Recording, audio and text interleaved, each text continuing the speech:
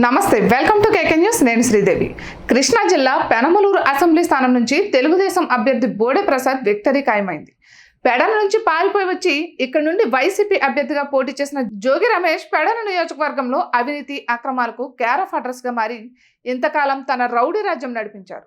అక్కడ నుండి ప్రజలు తరిమిన నేపథ్యంలో పెనమలూరు స్థానం నుంచి రంగంలోకి దిగారు. ఈ స్థానం నుంచి టీడీపీ అభ్యర్థిగా బోడే ప్రసాద్ని రంగంలో నిలపడంతోనే ఓటర్లు ఊపిరి పీల్చుకున్నారు. ఒక పర్యాయం ఎమ్మెల్యేగా సేవలు చేసి ఆ తర్వాత కాలంలో ఓడిపోయిన నియోజకవర్గ ప్రజల సేవలోనే ఉన్న బోడే ప్రసాద్ మరోసారి టీడీపీ నుంచి పోటీ చేయడం నియోజకవర్గ ఓటర్లకు సంతోషాన్ని కలిగించింది. ఎక్కడి నుంచో పారిపోయి తమ నియోజకవర్గానికి వచ్చిన దుష్టగ్రహాన్ని వదిలించుకునే మార్గం దొరికిందని సంతోషించారు. మే 13న తమ నిర్ణయాన్ని ఓట్ల రూపంలో ఈవీఎంలలో నిక్షిప్తం చేశారు. పెనమలూరు నియోజకవర్గంలో జరిగిన పోలింగ్ సర్లేని గమనించి రాజకీయ పరిశీలకులు ఈ స్థానం నుంచి బోడే ప్రసాద్ విక్టరీ కన్ఫర్మ్ అని క్లియర్ గా చెబుతున్నారు.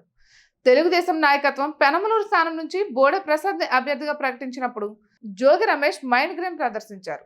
ఇక తన విజయం ఫిక్స్ అయిపోయిందని బిల్డప్లు ఇస్తూ బాణాసంచా కాల్చి స్వీట్లు పంచిపెట్టారు.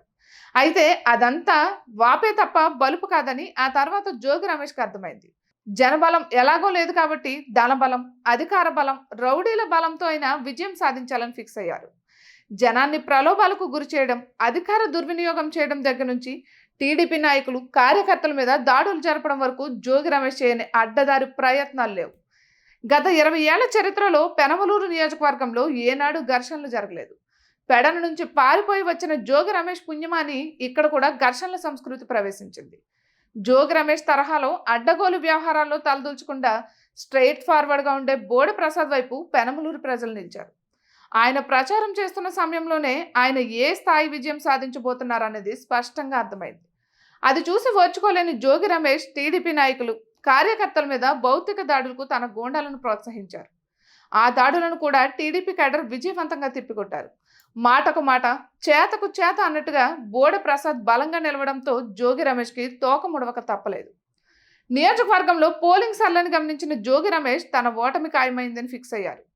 అందుకే అప్పటి నుంచి అయ్యగారి నోటి వెంట వాయిస్ లేదు. ఫలితాలు వచ్చిన తర్వాత నియోజకవర్గం నుంచి పెట్టేబేడా సర్దుకుని నియోజకవర్గం నుంచి వెళ్లిపోయే ఆలోచనలో జోగి రమేష్ ఉన్నట్లు తెలుస్తోంది. ఇక ఇటువంటి మరెన్నో వీడియోస్ కోసం కేకే న్యూస్ తెలుగు ఛానల్ని సబ్స్క్రైబ్ చేసుకోండి.